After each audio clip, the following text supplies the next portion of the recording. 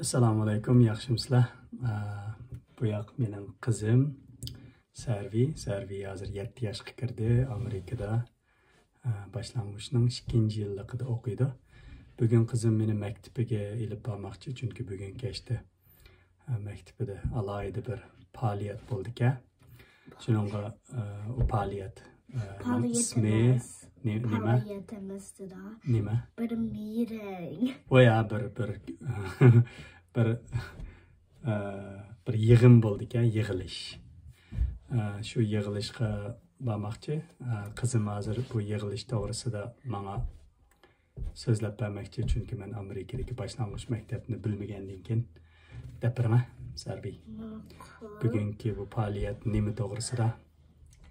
To'g'risida bu muallimlar o'rtada aplarimga yigitada aplalar ammo'shaq deydi. Sizlarning bolaringlar, qizlaringlar yaxshi qilyapti yoki ozroq yaxshi qilyapti yoki yaxshi qilmayapti deydi. Ve bu ballar bilen bu kilende oturup bu ballar o dostlar bilen yapılmay turdu. O bu dadla abla dadları ve abları ne anlaydı yaki bu başka işler kıldı.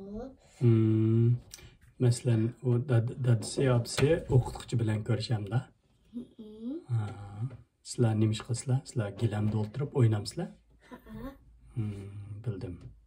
Kechda o yig'inga berishga hayajonlanyapsiz yoki berish uchun? Hayajonlanyapman. Hayajonlanyapsiz. Xo'sh, tamda qamsa? Xo'sh. Xo'sh.